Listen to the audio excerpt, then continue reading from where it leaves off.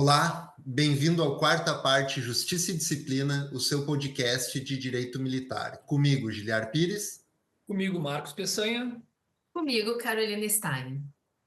No episódio de hoje, a gente conta aqui com a presença ilustre de duas convidadas para falar de um tema bastante interessante e, para mim, novo dentro da área de direito militar, que é a justiça restaurativa. E para falar sobre isso, nada melhor de quem está à frente no projeto de justiça restaurativa dentro da Justiça Militar Estadual, que é a doutora Viviane Freitas e o doutor Francine Feldens.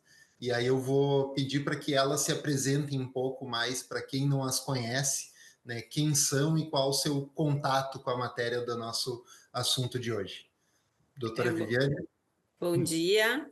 Então, super agradecida pelo convite. Falar sobre justiça restaurativa é sempre uma alegria para nós. Poder divulgar o projeto que a gente tem na Justiça Militar, mais ainda, né? E eu estou hoje como juiz auxiliar da presidência do TJM e também coordeno essa comissão de justiça restaurativa que a gente tem lá, a implantação do projeto piloto, na verdade, assim que se denomina, a implantação de um projeto piloto de justiça restaurativa no âmbito da Justiça Militar Estadual aqui no Rio Grande do Sul. Então, a gente vem fazendo um trabalho já há alguns anos com o projeto, primeira elaboração do projeto, algumas práticas estão em andamento, e fico muito feliz de poder contar essa história assim, para vocês e poder divulgar o trabalho que a gente vem fazendo. Eu vou passar, como acontece num círculo restaurativo ou num círculo de diálogo, a palavra à Francine, que é a minha parceira nesse projeto. Bom, Vivi, eu recebo a palavra, né? Primeiro eu quero dizer bom dia, boa tarde, boa noite, porque eu não sei que horas que as pessoas vão nos ouvir, né? Preciso agradecer a oportunidade para a doutora Carolina, para o doutor Juliara e para o doutor Marcos, da gente poder estar aqui falando sobre a nossa justiça restaurativa na JME. Vou me apresentar um pouquinho para me qualificar, para vocês compreenderem por que a gente está aqui hoje conversando sobre isso. Eu sou servidora do TJ Militar há 20 anos. Eu sou mestre em Ciências Criminais pela PUC, no eixo Crime, Violência e Segurança Pública, onde eu conheci o Dr. Marcos, né, que foi meu colega. Eu sou facilitadora de círculos de construção de paz.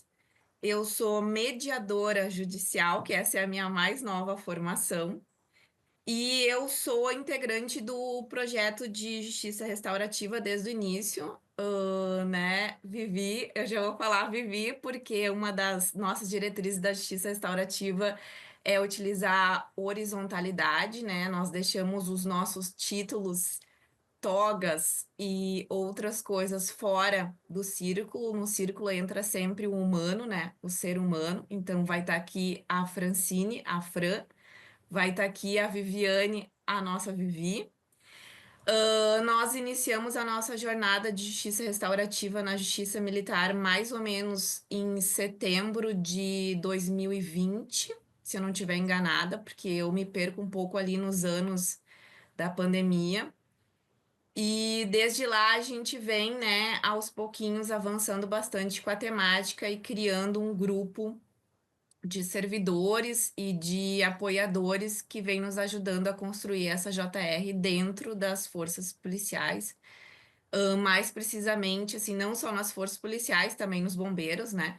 Mas mais precisamente aqui na Brigada Militar. E eu acho que para iniciar isso que eu tenho para contar, eu agora vou passar a palavra para quem vai fazer as perguntas, doutor Juliara, é isso? Acho que é isso, me competiu aqui fazer as perguntas para vocês. Mas, né, eu acho bacana, o projeto também sou um incentivador da justiça restaurativa, fiz cadeira de mediação na faculdade ainda, quando eu conheci um pouco do que seria, né, uma pequena amostra do que seria a justiça restaurativa e me chamou muita atenção pela capacidade assim que ela tem de impor resolução aos conflitos, né, sem aquela questão perde-ganha tradicional de um processo punitivo, né?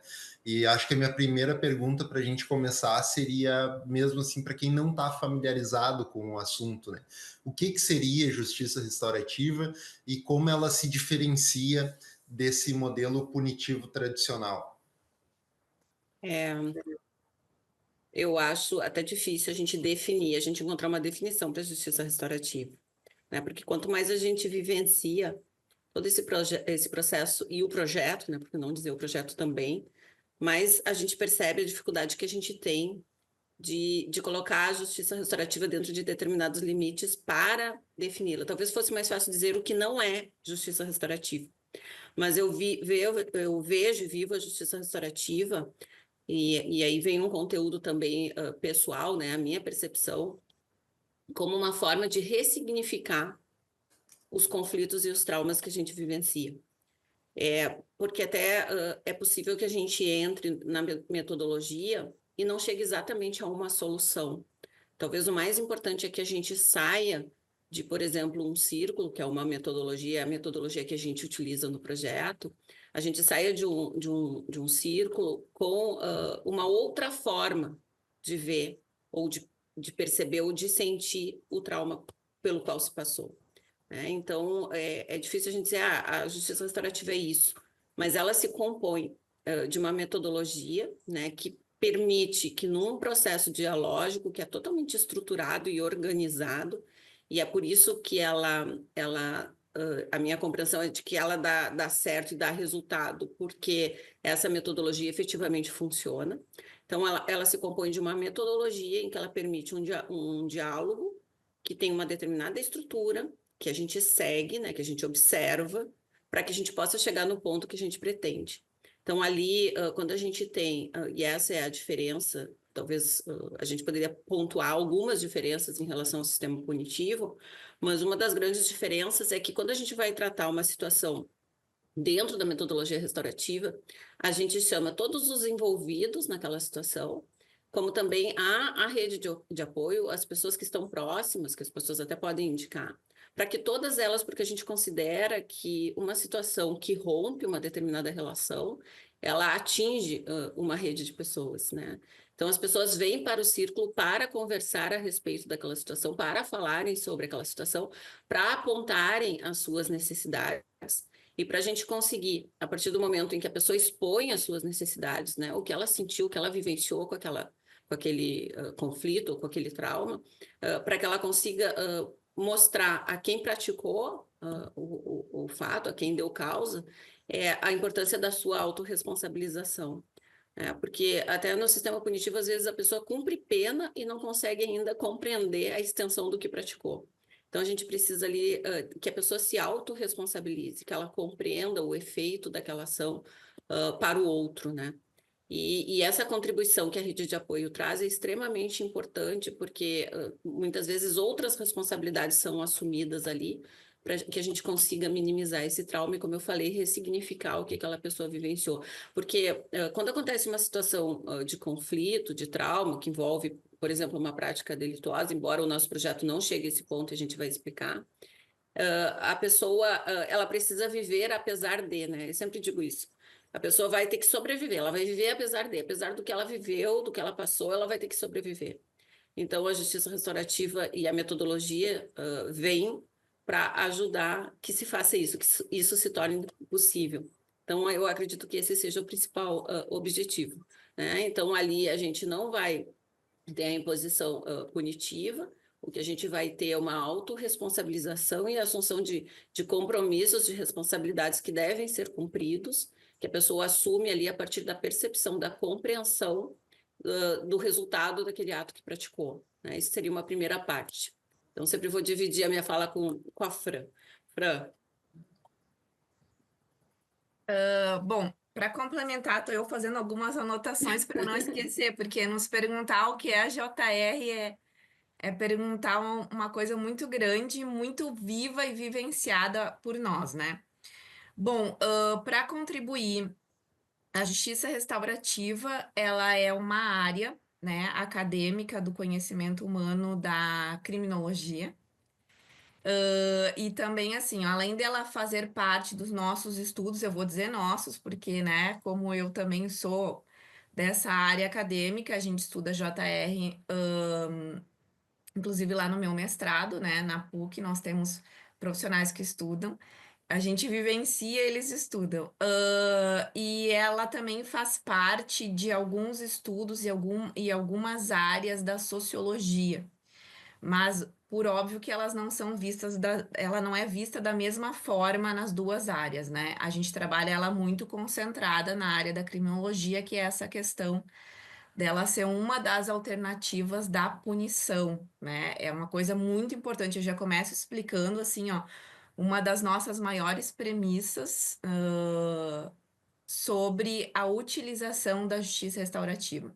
Ela é uma alternativa que pode substituir a pena, né, a penalização, ou que ela pode caminhar junto, né? A nossa visão, minha ao menos, e acredito que também seja a da Vivi, é que a gente utilize a punição tradicional e também utilize a justiça restaurativa. Por quê?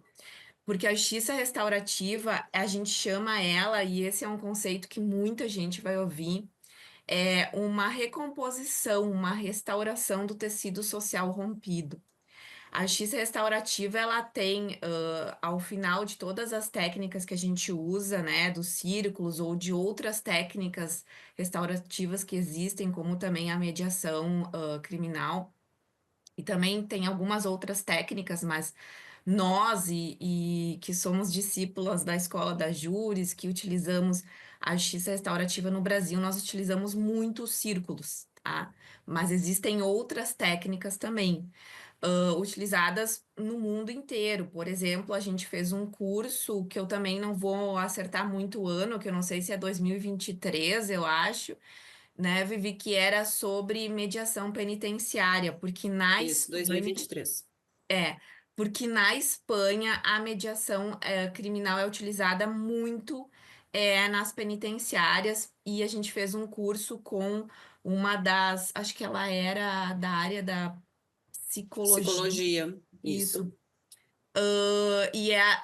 Ela é utilizada e foi utilizada amplamente na Espanha para tratar o terrorismo, né? Aqueles episódios causados pelo ETA, né? No País Basco. Então, assim, a justiça restaurativa no mundo ela tem utilizações diferentes, e nós aqui no Brasil utilizamos muito as técnicas da Kay Pranes, né? Que é o Círculo de Construção de Paz. Então, a princípio, ela pode ser utilizada como uma forma alternativa à nossa punição tradicional, para a gente buscar essa restauração do tecido social rompido pelo crime. E ela tem um fim de pacificação social, né? A gente busca, assim, com a justiça restaurativa, barrar o ciclo da violência. E ela tem, então, essa visão na área da criminologia. A justiça restaurativa, ela também pode ser utilizada não só na área judicial, mas na área extrajudicial, que é a área, na verdade, que nós utilizamos mais, que seria dentro das organizações, né? Na verdade, a JR, ela é utilizada em qualquer grupo, tá? A gente está falando do nosso universo de justiça militar, mas ela pode ser utilizada, e ela é utilizada em presídios, em igrejas centrais pastorais. Vivi, me dá um apoio aí, porque ela é muito Até grande, em né? grupo de condomínio. Mas Eu já assim, usei. E hoje lá precisa bastante, né? Em condomínio precisa. precisa bastante. A gente já ouviu histórias de serem utilizados em grupos de condomínio. E hoje existe assim um trabalho muito forte aqui no nosso estado, da utilização da metodologia dos círculos dentro das escolas, né? Algo que a gente, mesmo não trabalhando diretamente com isso, acredita profundamente. Outro dia até a gente foi, já começando pelo final, a gente foi até apresentar o nosso projeto e apresentar o círculo em si, a professores de uma escola municipal aqui em Porto Alegre. Então, É interessante falar sobre essas possibilidades, né? Porque quando a Fran mencionou esse curso que a gente fez em 2023 com essa professora espanhola, ela trouxe uma situação em que a metodologia foi utilizada pós-trauma e pós-cumprimento de pena, né? Então, é assim que a gente pode pensar na justiça restaurativa.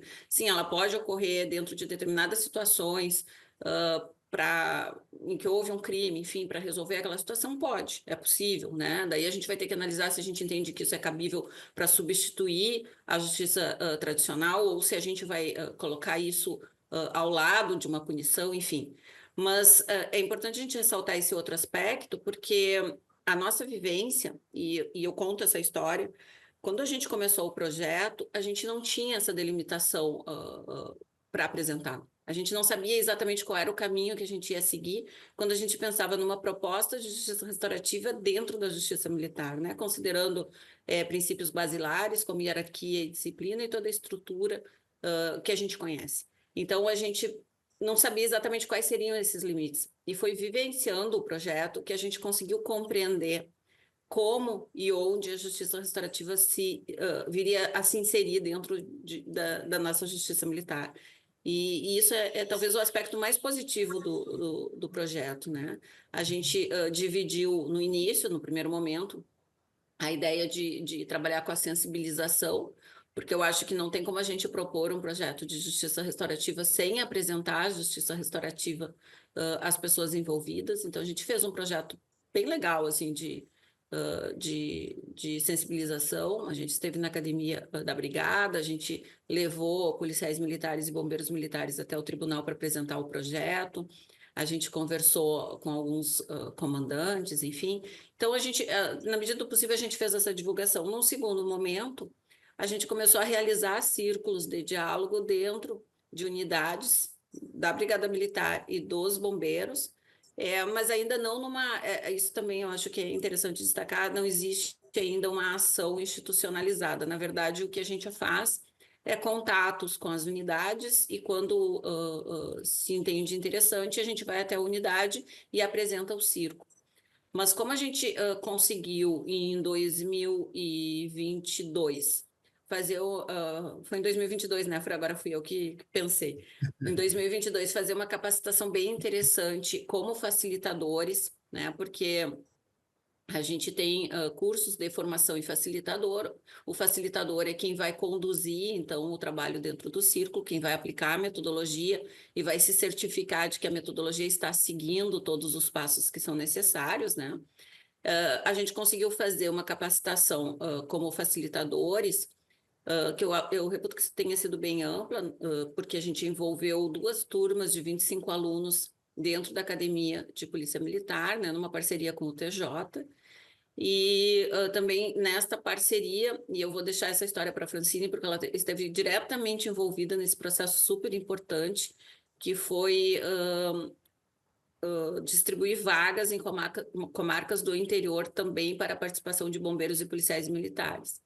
Então, ela sabe bem ali qual é o número de pessoas que foram capacitadas, e isso, a gente formou facilitadores e, ao mesmo tempo, a gente multiplicou o nosso trabalho, porque a partir dali, em muitas situações, as pessoas que fizeram parte daquele curso fazem contato conosco para que a gente vá até a unidade. A gente ouvia frases do tipo: eu preciso que vocês venham aqui apresentar o círculo para os meus colegas, porque eu falo tanto disso aqui e eles precisam conhecer, né? Então, essa vivência foi se intensificando e foi fortalecendo, como eu falei, os limites desse projeto. Então, a gente concluiu que a gente faria um trabalho bem importante, bem interessante, em realizar círculos, né, observando as necessidades das pessoas dentro dessas unidades e abrindo, então, espaços seguros de fala, né, e de escuta.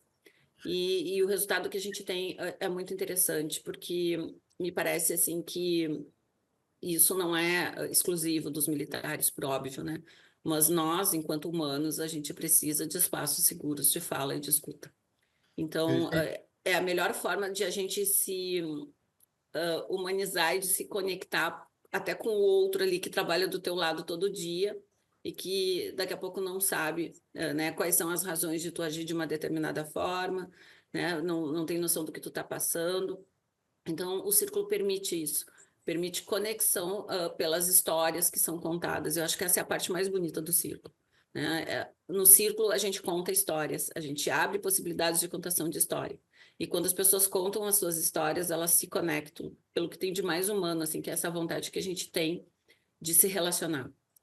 E é dali que a gente tira o resultado desse trabalho. E eu preciso dizer a vocês que a gente vem fazendo círculos não só nas unidades da Brigada e dos Bombeiros, mas também a gente faz esse trabalho de forma interna na Justiça Militar, com os integrantes de determinados setores.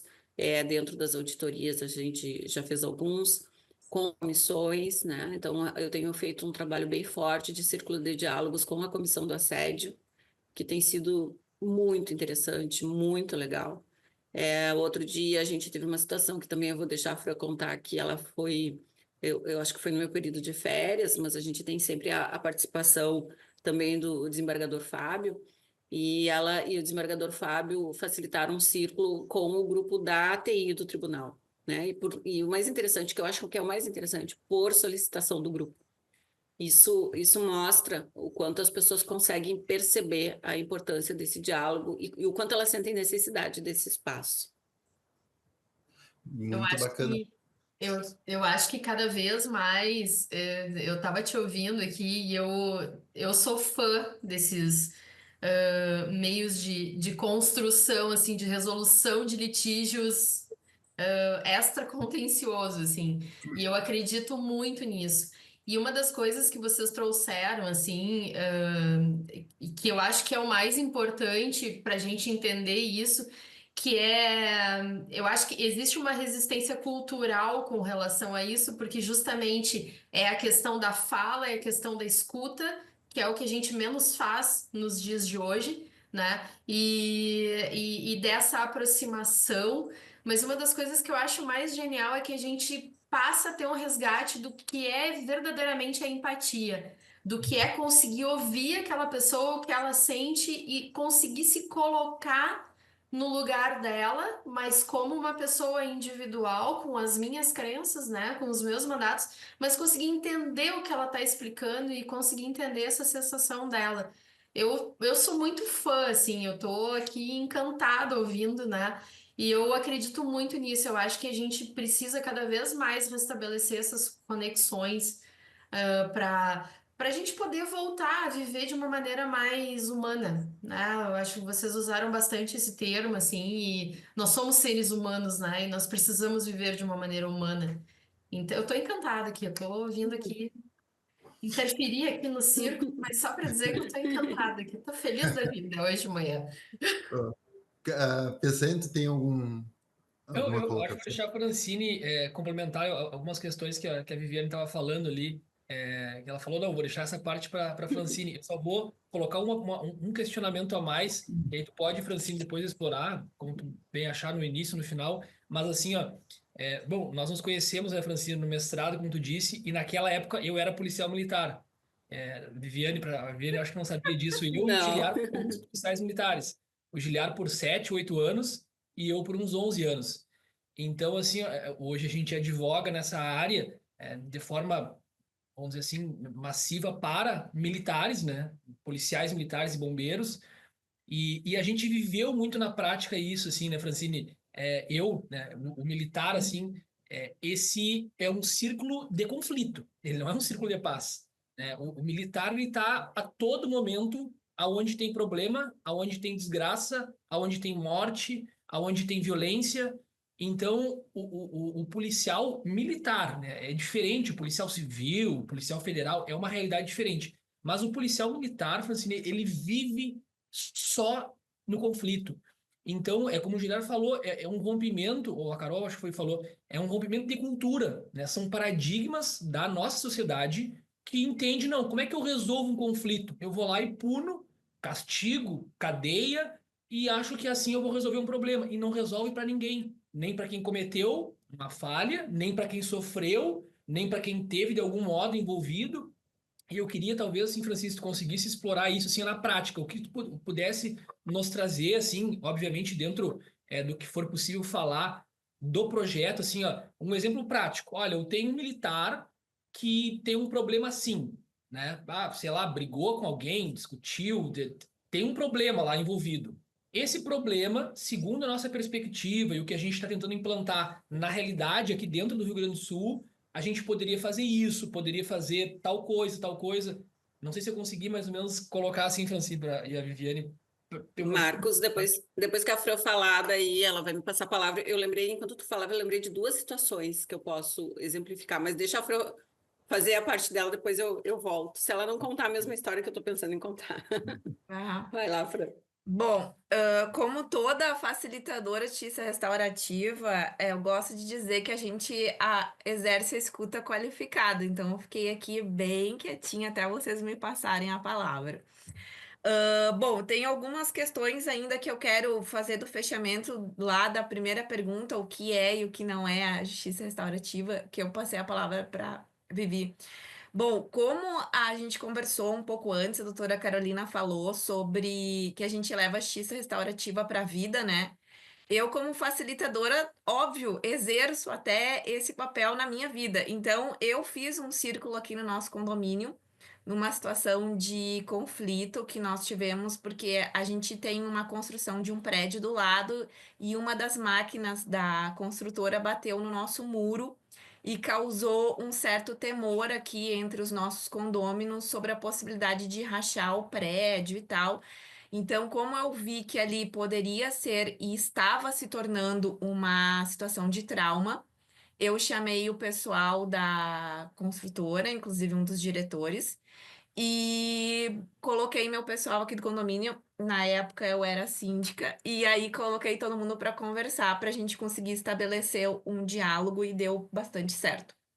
E assim, também a gente faz alguns voluntários, eu e a Vivi, em escolas, né? Eu já fiz círculos com alunos de 9 anos e também com professores numa escola municipal na nossa Zona Sul, aqui em Porto Alegre. Então, assim, a gente vai exercendo isso em vários grupos e na nossa vida privada e nos nossos voluntários, e sempre tentando levar a JR como uma forma de pacificação social. Antes de eu começar a explicar algumas questões aqui, que já apareceram algumas provocações dos meus colegas aqui de podcast, eu preciso dizer para vocês que nós temos na Justiça Restaurativa duas formações, uma formação para os círculos não complexos e outra formação para círculos complexos, né? Os círculos não complexos seriam círculos de diálogo, onde a gente não tem uma lide estabelecida, um conflito estabelecido entre as pessoas que participam, né? E o círculo complexo seria o que a gente tem uma situações de trauma ou situações de conflito estabelecidos ali. Nós, da nossa vivência, principalmente nos círculos com bombeiros e policiais, já chegamos à conclusão de que não existe círculos não complexos que envolvam a nossa área da justiça militar. A Vivi também pode falar um pouco disso depois, porque justamente isso que o Marcos falou, assim, eu conheci o Marcos servindo no 9º BPM, depois ele foi para o presídio, conheci ele policial.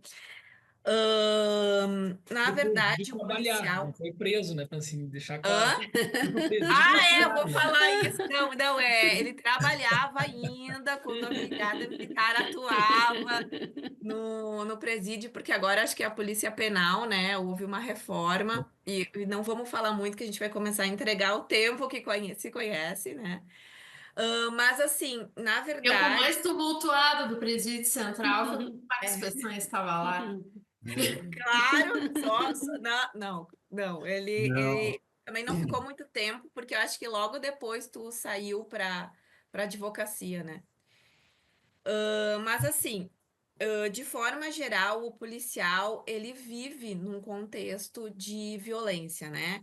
Porque ele tá ali, ele faz o controle social, da nossa população gaúcha aqui, então ele vai estar, assim, inserido dentro de uma situação de conflito, eu acho que quase que 100% das vezes, né?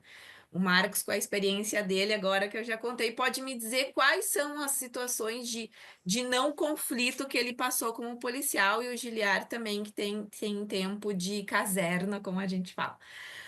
Então, assim, como eles estão ali, quando a gente começou o nosso projeto, a gente começou a vivenciar os círculos e começou a chegar à conclusão que o nosso objetivo do nosso projeto seria trabalhar, num primeiro momento, a sensibilização, né?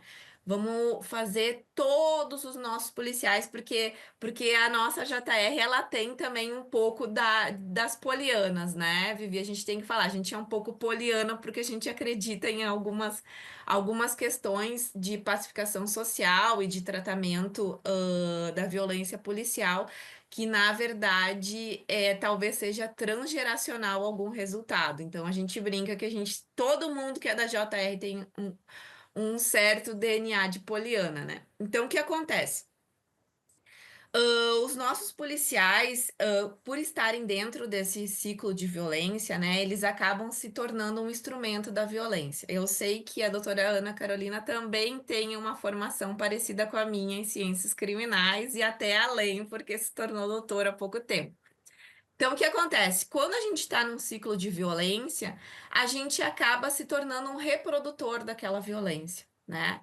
Então, a gente sabe que o policial, ao estar todo dia, diariamente, às vezes até na sua vida privada, envolvido em algum tipo de situação de violência, ele tende a se tornar um reprodutor quando ele vivencia isso, porque a gente sabe que tem policiais que não têm essa vivência, né?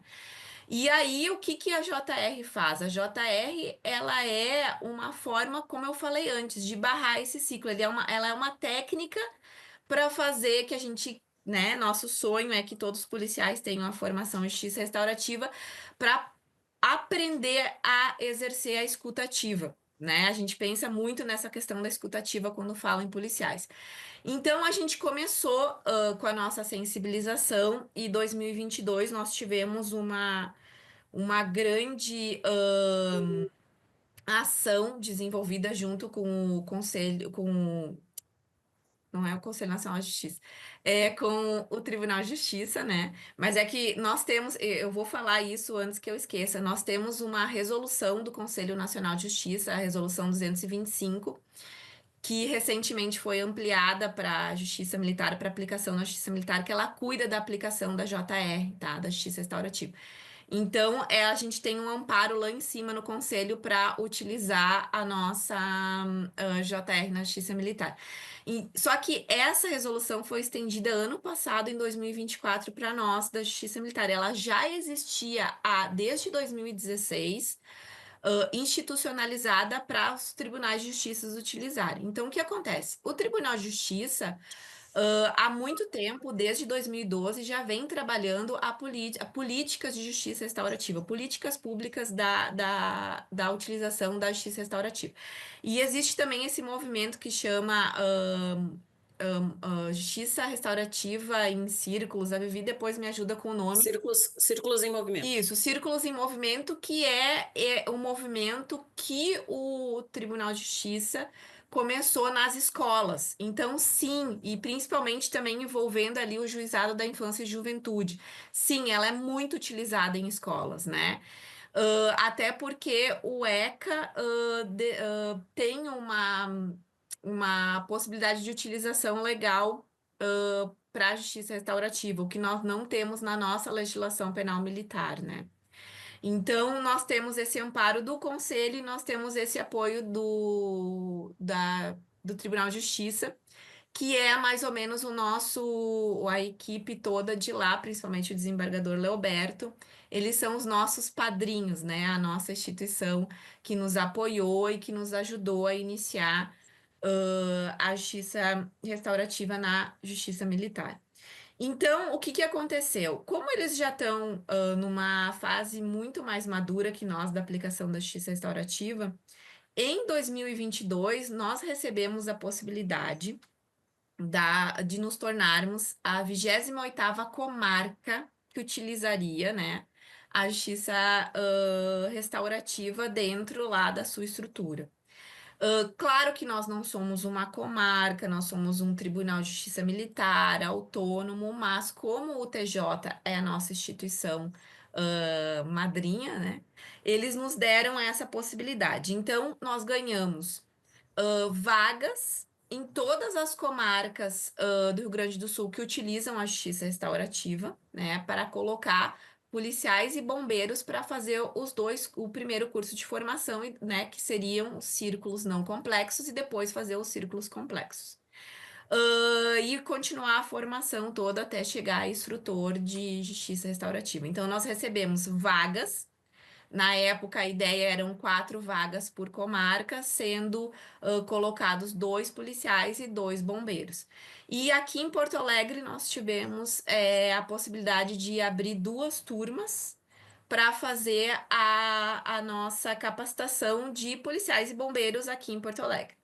Então, aqui em Porto Alegre, nós formamos em 2022 46 facilitadores de círculos de diálogo, né? Eles estavam naquela primeira etapa. E ao total, no estado do Rio Grande do Sul, nós conseguimos colocar 114 policiais e bombeiros em cursos nas comarcas, que também era o mesmo curso, a mesma coisa, formando facilitadores de diálogo, porque nós fizemos essa primeira empreitada do nosso projeto, então uma sensibilização e um conhecimento também. A ideia era levar o conhecimento das técnicas de justiça restaurativa para o máximo de comarcas que nós conseguíssemos no Rio Grande do Sul. Então, essa foi a nossa primeira ação, uma grande ação. E assim a gente conseguiu, como a gente diz na justiça restaurativa, plantar a sementinha da JR. Importante frisar, Vivi, que eu acho que tu não sabe, mas essa semana a gente teve uma discussão em uma audiência pública na Assembleia Legislativa sobre a OPL que vai cuidar da implantação da justiça restaurativa no Rio Grande do Sul, que Ijuí, onde foi a comarca de Juí, onde foi uma dessas comarcas que eu falei, né, das 28, lá se conseguiu que 2 policiais fizessem o curso e continuassem, o primeiro curso, esse que a gente fez a indicação, e continuassem fazendo a formação, e eu tive a notícia de que em Juí a Brigada Militar está fortemente participando de todo o movimento comunitário. É importante eu dizer também que a justiça restaurativa, ela existe em várias cidades do Rio Grande do Sul como leis, assim, ó, instituídas por leis municipais. E por que que eu digo isso para vocês? Porque eu sou oriunda de uma cidade chamada Lajeado, no interior do Rio Grande do Sul, onde a justiça restaurativa, ela é há muito tempo uma lei e há muito tempo ela é utilizada pela sociedade lajadense no presídio, nas escolas, internamente dentro da prefeitura. Então, assim, essa experiência existe em vários municípios. Em Lajeado, nós ainda não conseguimos fazer a ligação da comunidade lá, da sociedade civil, com a brigada militar ou com os bombeiros.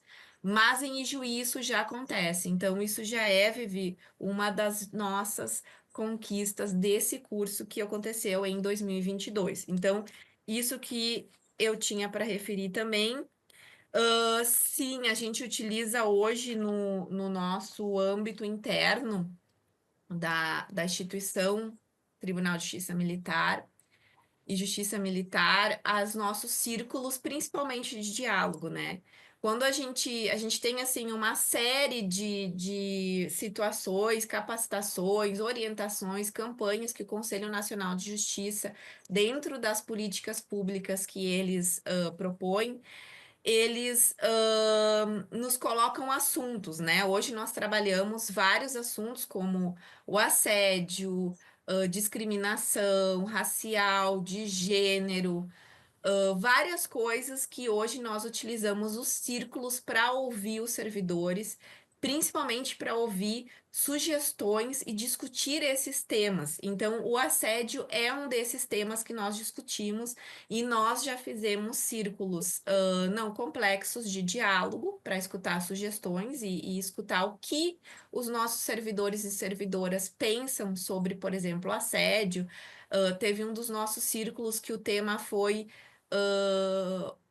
mais ou menos assim, o que era assédio, o que para você é assédio, o que não é assédio, que condutas são permitidas, que condutas não são permitidas. Então, assim, nós utilizamos os círculos dessa forma e também utilizamos de uma forma mais recente os círculos para situações complexas, situações onde houve algum tipo de conflito, e nós utilizamos principalmente no assédio para enfrentar algumas situações que a gente acredita que a punição ela não vai cobrir totalmente o que a gente quer, né? O nosso objetivo. O que que eu quero dizer com isso? Quer dizer, punir um agressor por assédio moral ou sexual não é exatamente o nosso objetivo. O nosso objetivo é que aquele agressor ou agressora não faça mais, ele não tenha mais aquela conduta, não venha mais a fazer nenhuma piadinha de cunho discriminatório ou assedioso. A gente quer que aquele agressor ou agressora aprenda a pensar naquilo que ele fez e se coloque com empatia no lugar daquela pessoa que sofreu o assédio. Então, em função disso, nós chegamos à conclusão que seria bastante importante experienciar os círculos complexos em algumas situações como essa da nossa comissão lá de assédio, de enfrentamento ao assédio. Então, nós estamos utilizando assim. Em janeiro desse ano, acho que foi janeiro, nós fizemos, foi janeiro, nós fizemos um círculo com a TI do nosso tribunal. Era um círculo de diálogo, um círculo de fortalecimento de equipe, porque nós temos alguns casos de servidores trabalhando de forma remota. Então, como a pessoa está remota, a pessoa não tem aquele convívio diário com a equipe. Então, aquela coisa assim da de uma assim uma aproximação que possa gerar algum benefício positivo, algum engajamento, algum vínculo positivo, essa pessoa não vai ter, porque essa pessoa vai estar remota da sua casa fazendo o trabalho. Então a ideia foi essa, a ideia foi a gente aproximar e nós fizemos. Eu e o desembargador Fábio, que também é facilitador de justiça restaurativa, de círculos de construção de paz, complexos e não complexos. Ele tem a mesma formação que eu e a Vivi. Eu e ele, nós fizemos esse círculo, foi muito assim, ó, legal, porque na verdade a gente foi preparados para fazer um círculo de mais ou menos 2 horas, porque a gente cuida para não passar muito tempo, para não ficar uma coisa maçante, e o círculo durou 4 horas.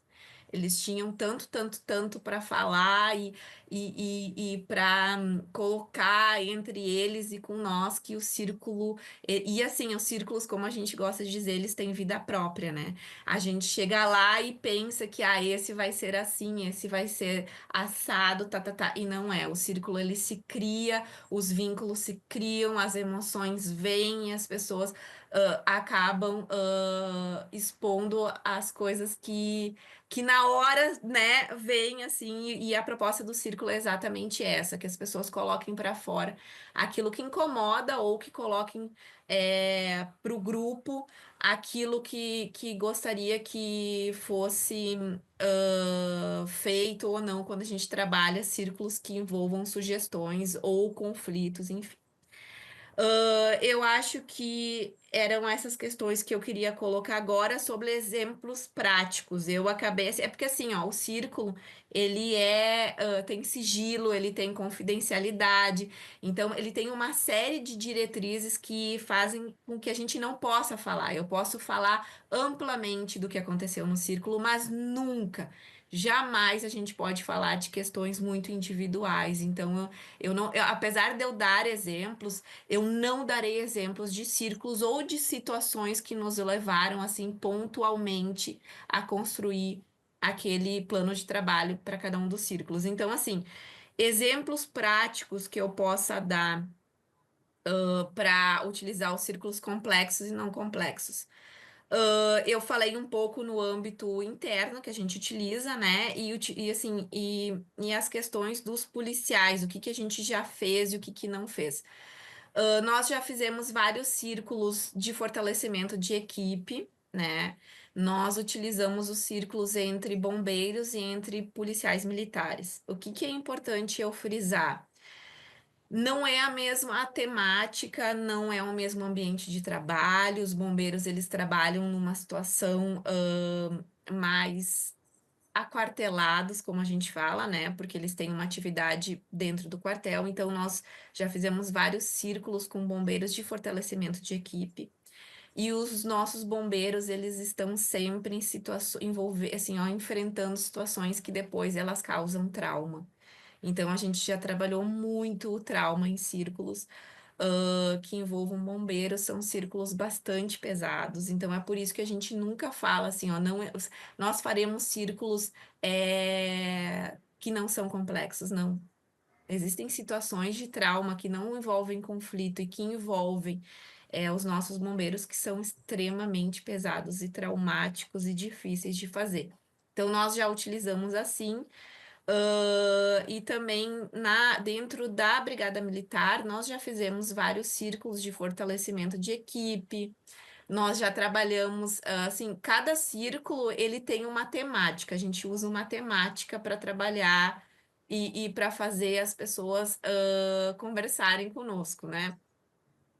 Então, nós já utilizamos círculos que envolvessem figuras de heróis, círculos que envolvessem situações de pessoas importantes. A gente usa uma temática para desencadear o diálogo, né? Para provocar o diálogo, para facilitar o diálogo daquele grupo. E também, para nossa surpresa, esses círculos foram pesados, né? Envolveram muita situação de violência que os policiais vão para a rua. E a nossa provocação nesses círculos todos que a gente já fez é que o policial ele busque refletir um pouco durante as operações e durante o trabalho dele de policiamento na rua e propriamente dentro do quartel, que eles busquem ouvir, né, exercer a escuta ativa, a escuta qualificada daquelas pessoas que estão ouvindo, e busque tentar ajudar de uma forma mais efetiva, assim, né? Sem julgamento, sem repressão, que ele busque utilizar as nossas técnicas de justiça restaurativa nesses diálogos, né? A gente trabalha muito com os policiais e femininos, principalmente, mas também homens da Patrulha Maria da Penha. Então, assim, a gente já fez várias ações da justiça restaurativa que a gente buscou trazer eles e também de policiais que atuem na corregedoria da brigada e que atuem nas sessões de disciplina, né? Justiça e disciplina, para que quando chegue um processo para eles, eles tenham uma visão restaurativa daquela situação. Tipo, antes de punir, assim, isso eu até posso falar porque isso foram exemplos. X policial, X soldado, ele sempre chega atrasado. Isso já aconteceu. Isso é um relato de um dos nossos facilitadores que já fez o círculo com a gente. Ele sempre chega atrasado. Vamos, quando chega para eles lá o processo, nós vamos ver o que que a lei determina. A lei determina que fulano seja punido por isso, por isso, por isso, porque ele está chegando atrasado. Então, assim, o que que nos foi relatado?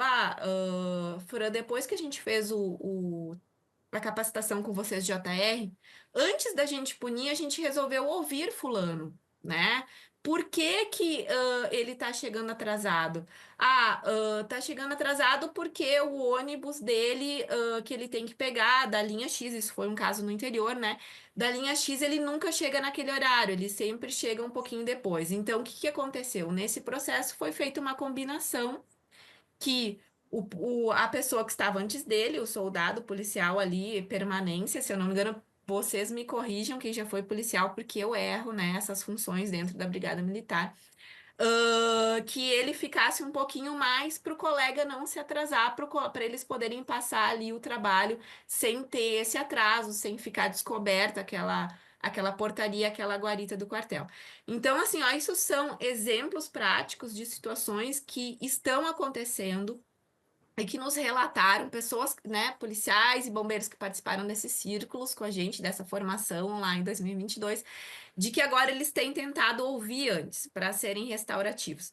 Então, a gente já tem um ganho nisso, né, do nosso projeto, um ganho prático, e a gente, como brinquei, né, o DNA de Poliana, a gente quer que também na rua, quando estiverem fazendo o policiamento, os policiais passem também a exercer um pouco mais essa escuta qualificada. Eu falei bastante, acho que tinha para colocar isso. Não sei para quem eu passo a palavra agora, se eu passo para a Vivi complementar.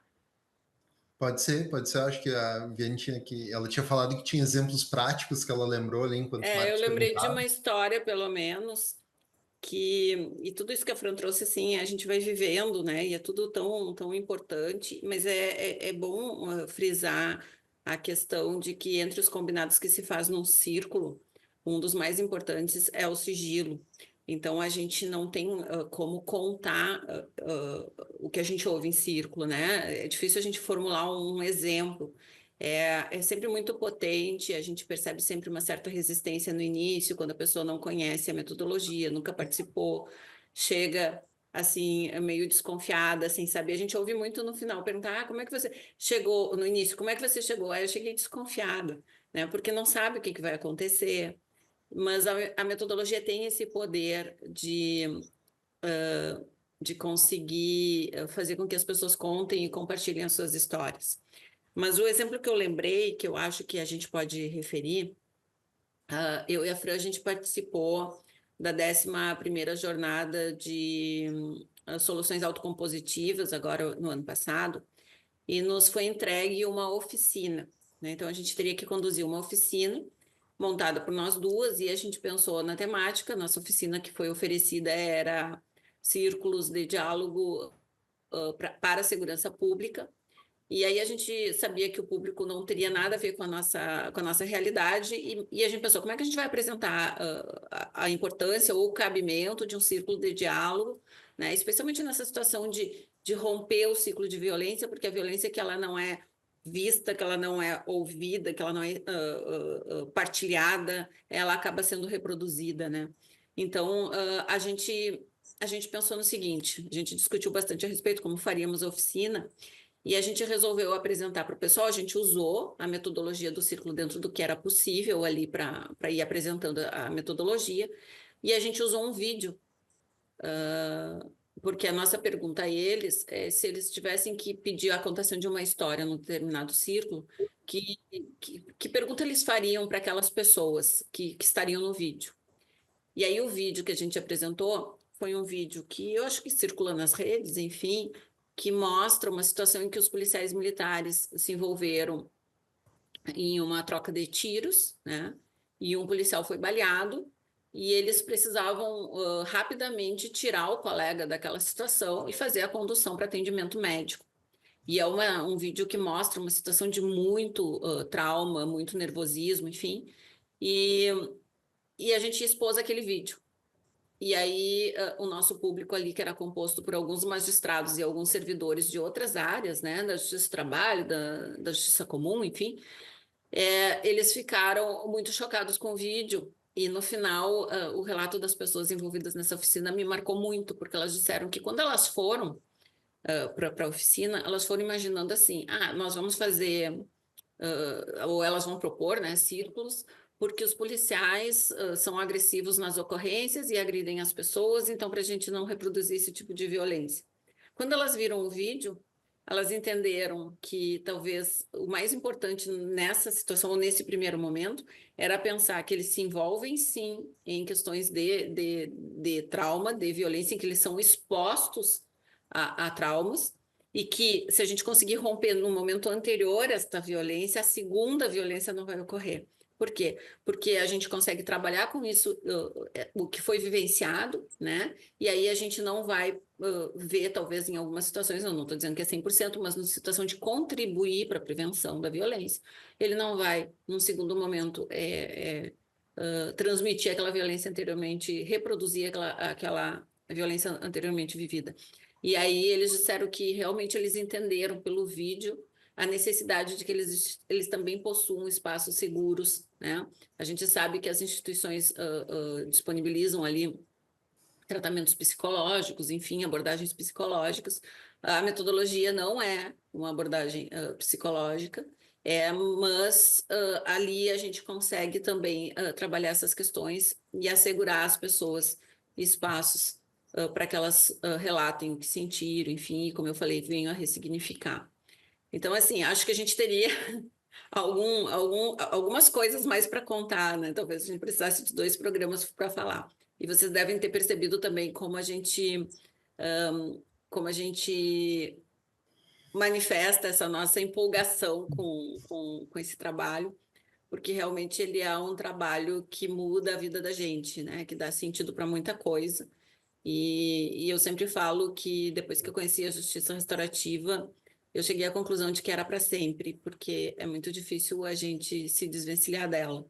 Então, por isso compreendam a nossa empolgação. Outro dia também falaram para mim, para Fran, num lugar que a gente foi falar, fora do estado, lá na Bahia, que quando a gente fala sobre JR, existe um brilho nos olhos. Eu acredito que exista, né? Porque é uma questão de fé antes de qualquer outra coisa, de que a gente ainda pode fazer diferente. E eu costumo dizer assim, hoje eu conto com 25 anos de magistratura, né? Tenho um super compromisso e uma super responsabilidade com o que eu tenho que entregar enquanto magistrada para a sociedade. Mas eu acho que a justiça restaurativa veio me mostrar que eu tenho outras possibilidades de entrega. E se eu puder fazer isso, eu vou me sentir um pouco mais feliz. Então, esse era o meu recado, é isso que eu queria dizer para vocês e agradeço demais essa oportunidade. De verdade. Certo. E me coloco à disposição. Se quiserem voltar a conversar, a gente está sempre pronto. Não, meninos, assim, ó, como vocês falaram, é percebível e contagiante essa empolgação na fala quando vocês falam de justiça restaurativa, né? Me chamou a atenção nas falas, assim, a Francine falar que tem um pouco de DNA de Poliana, querendo que os policiais militares atuem com as bases de JR no atendimento das ocorrências. Eu acho, e também se falou, também ela teve um momento que ela falou, bom, eles estudam lá na PUC e a gente vivencia, né? Eu vou complementar um pouco, assim, comentar um pouco a fala, dizendo que eu acredito muito que naquela questão, né, aquele bordão de que a prática sem teoria ela é cega e a teoria sem prática ela é manca, né? Então, para ti ter uma melhor evolução, tu tem que alinhar as questões de teóricas e práticas, né? E depois que eu fiz lá a cadeira de mediação e comecei a abrir, eu sempre fui muito de tentar aplicar aquilo que eu estudava, né? Então, depois que eu fiz a cadeira de mediação, eu fiquei abismado, assim, fiquei chocado de não existir uma cadeira de mediação na formação dos soldados, né? Eles tinham que ter uma cadeira de mediação de conflitos, porque eu trabalhei muitos anos atendendo ocorrências do 190 e 90% das ocorrências são conflitos em que é cabível uma mediação, né? É um conflito familiar, é uma briga de vizinho por som alto, são questões em que tu consegue, se tu resolver pelo método tradicional, tu vai olhar perturbação, tu tá preso, recolhe o som, leva embora, fica uma questão de eu ganhei, tu perdeu, mas eles vão continuar sendo vizinhos, vão continuar convivendo e esse conflito ele pode ir escalonando, né, para outros níveis, assim. Então que o meu comentário ali sobre a capacitação e para mim funcionou muito, que depois que eu fiz aquela formação de mediação, eu comecei a aplicar. Então, acho que não é ser muito poliana, Francine, eu acho que é só nós multiplicar essa formação, acho que é super cabível, viu? Eu também agradeço, acredito que teríamos muito mais conteúdo para abordar, e eu não sei se os colegas querem fazer mais algum comentário, inclusive, né? Eu acho que para mim... Eu acho que, como diz a Viviane e a Francine, eu acho que a gente poderia ficar umas 4, 5 horas conversando. O tema realmente, esse entusiasmo, ele passa para todos nós, né? Mas eu teria várias coisas aqui, mas eu acho que em razão do tempo também, eu vou deixar para uma próxima. Viviane e Francine já estão convocadas para uma outra data, a gente ajusta isso. Eu tenho certeza que isso vai despertar, assim como despertou em nós, também nos militares, nos advogados, nos estudantes que se interessam por essa área do direito militar e que estão ouvindo agora, como assim justiça restaurativa, né, nesse contexto do Tribunal de Justiça Militar. Então, eu vou me conter aqui vamos dizer assim, as ponderações que eu teria e outros questionamentos para um próximo episódio. Deixar esse gostinho que quero mais até para os ouvintes. Eu só preciso, Marcos, antes da gente terminar, ser restaurativa e fazer uma consideração até em função da fala do Dr. Giliar. Qual é, assim, o meu aperto no coração? Quando eu fiz o mestrado, a justiça restaurativa não tinha entrado na minha vida. Então, o que que aconteceu? Eu digo assim, ó, eles estudam porque quando eu fiz o mestrado, quando eu fui acadêmica, eu estudei punição nos crimes de corrupção. O Marcos sabe disso. Eu estudei uma área assim afim, mas não a JR. E a JR entrou 6 meses antes de eu defender a minha dissertação, a JR entrou na minha vida. Então, assim, o que acontece é assim, tipo, meu Deus, se ela tivesse entrado um pouquinho antes, eu teria feito o mestrado usando a justiça restaurativa na justiça militar. Então, na verdade, eu não consegui, por uma questão da vida, aliar a prática e a teoria. Então, isso me dói um pouco, assim, mas, né, provavelmente meu doutorado, ele vai sair com essa linha. Eu ia comentar, o doutorado tá aí, né? Eu ia Não, dizer, ó, é só fazer agora. não escapa, gente, porque na verdade eu tenho que alinhar e eu acho que nada melhor do que a gente que exerce a prática nas instituições faça isso e leve isso para a academia. Então, futuramente isso vai acontecer. Mas Tá quero bom. agradecer a vocês, aproveitando que eu tô com a palavra. Muito obrigada, a gente está à disposição. A JR é uma esperança nossa para um futuro dos nossos militares, né, policiais e bombeiros melhor, e a gente está aí sempre para contribuir, e sempre para falar, com brilho nos olhos, né, Vivi? Isso aí. Eu queria agradecer, foi um início de manhã maravilhoso, assim, ouvi-las e poder compartilhar desse brilho no olhar, né? Porque é uma coisa que realmente a gente precisa propagar. Então, assim, reforço o que os meninos disseram, assim, que fica o convite para vocês voltarem aqui no podcast e contem conosco para sermos também multiplicadores dessa ideia, dessa ideologia, que é uma coisa que eu acredito que faça muita diferença nos dias de hoje, né? Escutar, olhar no olho, a gente se humanizar mais. Eu acredito muito que conversando a gente resolve muita coisa. Então, contem conosco e eu queria agradecer vocês duas por esse início de manhã maravilhoso aqui nessa gravação podcast com esse assunto super especial. Muito obrigada. É isso aí, pessoal. Eu vou deixar só um aviso final aqui. Não sei se alguém mais tem alguma colocação, mas eu sempre peço para quem nos escuta, e hoje principalmente, que compartilhe esse episódio, encaminhe para os teus colegas, para advogados, no grupo do batalhão, faz com que esse tema comece a ser conhecido também entre os teus colegas, porque com certeza vai ser de grande valia e de grande utilidade na tua vida num sentido amplo, não só profissional, mas como pessoal também, como as nossas convidadas expuseram aqui. Mas eu agradeço, renovo os agradecimentos, Viviane, Francine, e aqui o podcast está de portas abertas. Sempre que vocês quiserem trazer esse assunto, conversar sobre alguma mudança, uma transformação, uma implementação do projeto, enfim, fique à vontade e contem conosco, tá bom? Muito obrigado a vocês e até o nosso próximo episódio. Obrigada.